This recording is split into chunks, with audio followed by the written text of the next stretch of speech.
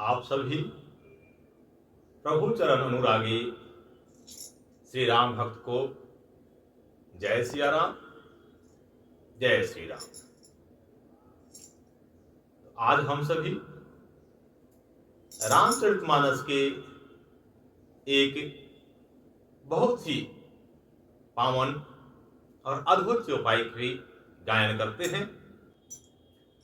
बिनु सत्संग विवेक न होई, राम कृपा बिनु सुलभ न सोई, राम कृपा बिनु सुलभ न सोई।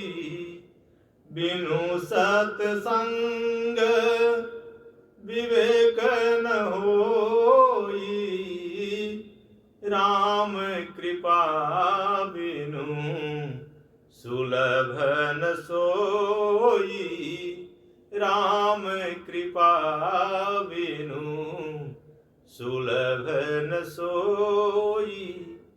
बिनु सत्संग विवेक न होई, राम कृपा बिनु सुलभ न सोई। तो मेरे प्यारों, बिना प्रभु के कृपा के संतों की संगति नहीं मिल सकती है, और बिना संतों की संगति के हम में विवेक जागृत नहीं हो सकती है। अतः जब भी आपको संतों की संगति का मौका मिलता है तो ये प्रभु की कृपा ही है। प्रभु की कृपा से ही संतों की संगति मिलती है, उनके सानिध्य में बैठने का मौका मिलता है। और अगर उनके संतों के साथ अपने समय गुजारे, उनके आशीर्वाद लिए, तो आपके अंदर की विवेक जागृत हो जाएगी। सबके पास विवेक होता है, लेकिन उसे जागृत होने की जरूरत है, जागृत करने की जरूरत होती है। सवाल ये उठता है कि यदि किसी भी व्यक्ति के पास विवेक जागृत हो गया तो इससे क्या होगा? विवेक है क्या?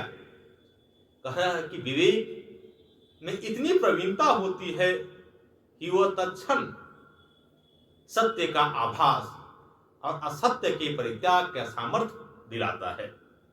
यानी विवेक आपको सही समय पे परिस्थिति जन्य और समयानुकूल निर्णय लेने की क्षमता प्रदान करता है।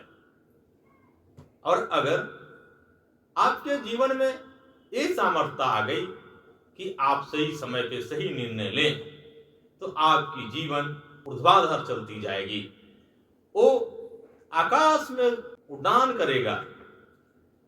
लेकिन अगर आपने निर्णय सही समय पे नहीं लिया तो आपकी जीवन व्यर्थ होती चली जाएगी। अब दूसरी प्रश्न ये आता है कि जो संतों की संगति करना है, तो संत है कौन? उनका स्वभाव कैसा होता है? तो इसके लिए भी हमारे धर्मशास्त्र रामचरितमानस में ही बताया गया है।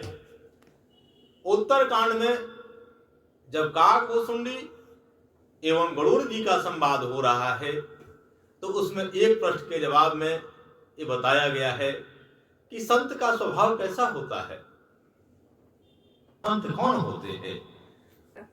पर उपकार बचन मन काया, संत सहज स्वभाव खगराया, संत सहज स्वभाव खगराया।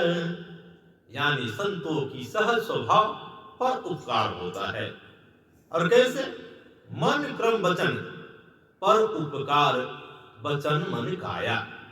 यानी मन, क्रम और वचन तीनों से जिनका सहज स्वभाव है, ऐसा नहीं कि बनावटी हो, सहज ऐसा स्वभाव है कि दूसरे की परमार्थ करे, लोगों के कल्याण के लिए कार्य करें, वही संत हैं, वही संत हैं, वही संत हैं।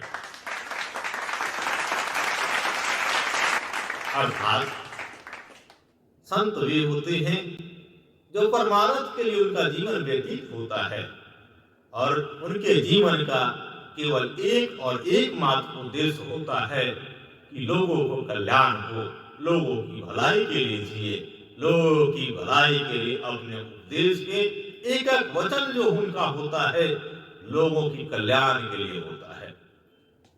हमारे कबीरदास रहीम ये लोगों भी संतों के बारे में जो बताया है ऐसे ही बताया है। कबीरदास ने अपनी दोहाओं में कहा है, वृक्ष कबहू न फल भछे, वृक्ष कबहू न फल भछे, नदी न सैचे नीर, परमारथ के कारणों साधुन धरा शरीर, परमारथ के कारणों साधुन धरा शरीर। शरीर धारण करने का केवल और एक ही उद्देश्य है, परमार्थ। वही साधु है, वही साधु है जो दूसरों के लिए ही अपनी जीवन जीता है। रहीम ने भी यही बताया। रहीम ने अपने दोहावली में क्या बताया है? रहीम ने बताया है, तरुवर फल नहीं खात है, सरोवर पियहि न पान, कह रहीम पर काज हित, संपत्ति सज ही सुजान। जो सज्जन पुरुष है, जो परमार्थी है, जो लोगों की कल्याण की भावना रखता है या कार्य करता है, वो दूसरों के लिए ही करता है। सज्जन पुरुष संपत्ति का संचय भी करता है तो दूसरों के लिए ही करता है। और जिसमें परमार्थ की भावना हो उसके लिए इस दुनिया में कुछ भी दुर्लभ नहीं है। भगवान श्री रामचंद्र ने अपने मुख से इस बात को कहा है कि जिनके मन में परहित की भावना हो उनके लिए दुनिया में सब कुछ जो है से सुलभ है, कुछ भी दुर्लभ नहीं है। गिद्ध को अपने गोद में लिए हुए प्रभु श्री राम ने ये चीजें बताया है।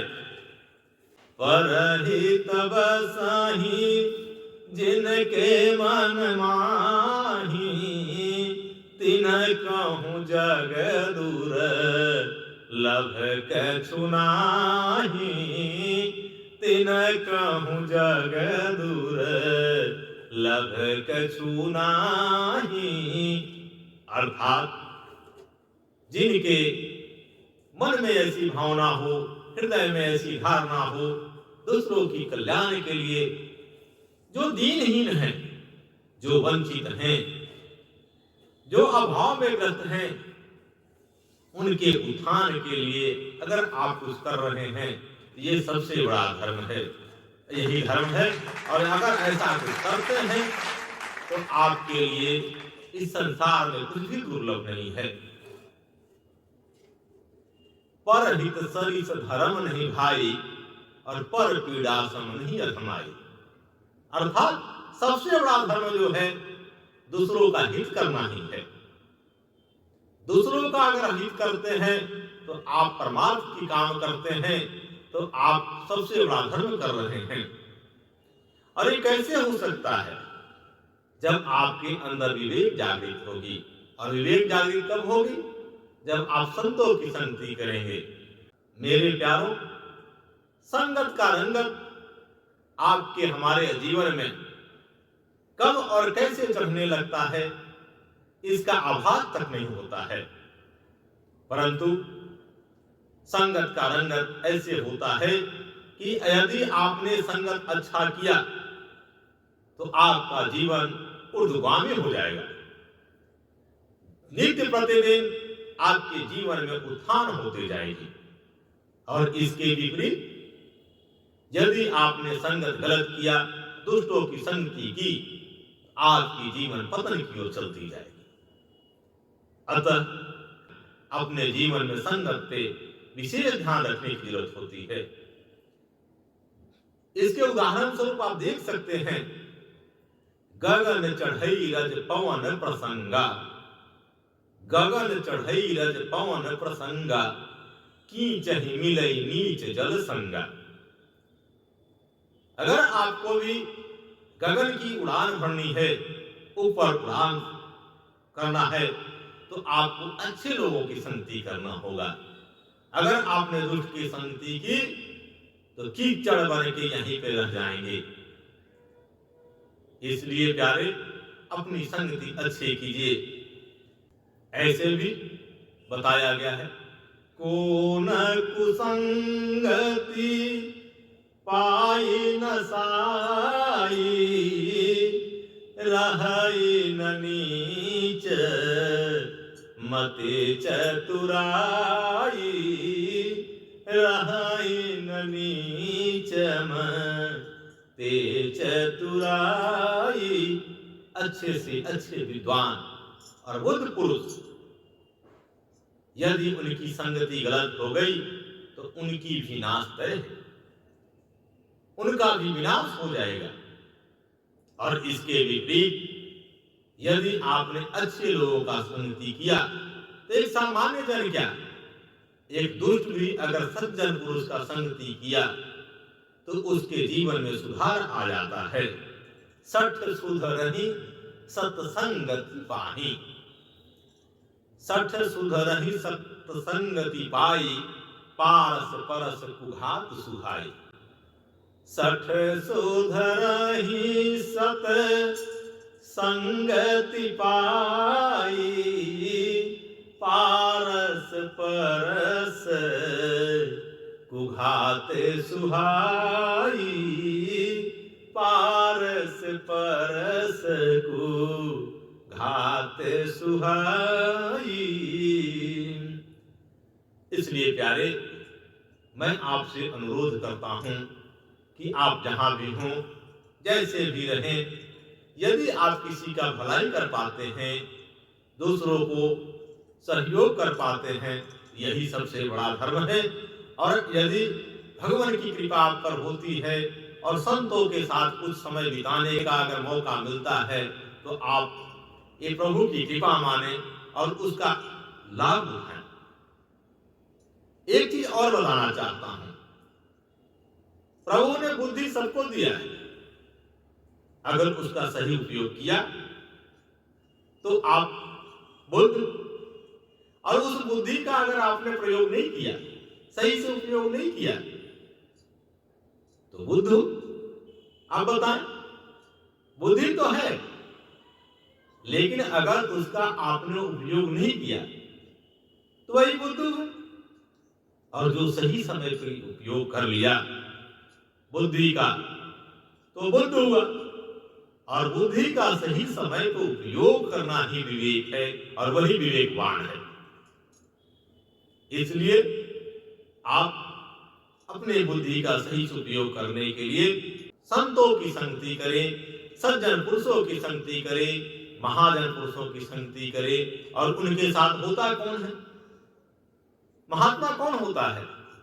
मनस्य एकम, वचनस्य एकम, कर्मणस्य एकम महात्मन। यानी जो मन, वचन और कर्म तीनों से एक हो। आज के दुनिया में ऐसे मिलेंगे और ज्यादातर ऐसे ही मिलेंगे आपको कि उनके मन में सोच कुछ और है, वे सोच कुछ और रहे हैं, लोगों के सामने बोल कुछ और रहे हैं और देखें तो कर कुछ और रहे हैं। यानी उनके सोच, मन, वचन और कर्म में भिन्नता है। लेकिन महात्मा कौन है? मनस्य एकम, वचनस्य एकम, कर्मणस्य एकम महात्मनः। और आप लोगों को, हम लोगों की, वैसे लोगों की संगति करनी है जो जो सोचता है, जो कहता है वही करता है और वही महात्मा है। इसलिए उनकी संगति करें और आपकी जीवन सुधर जाएगी। इस तरह से अब सबको फिर से जय सिया राम, जय श्री राम, जय श्री राम।